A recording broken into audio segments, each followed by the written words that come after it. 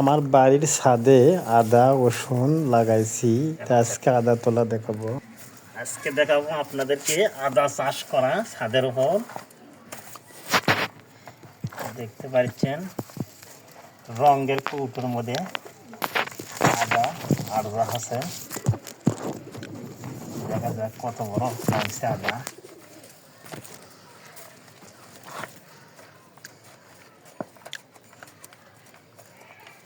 বিশাল বড় আছে মনে হয়,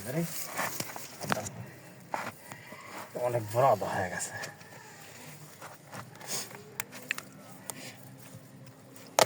আল্লাহ ভেঙে গেছে।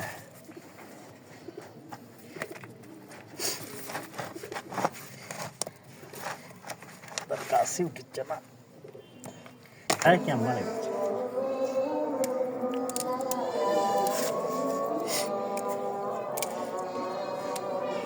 আদা ঠিক মতো তোলা যায়নি, ছিঁড়ে ছিঁড়ে উঠে গেছে, দেখতে পাচ্ছেন।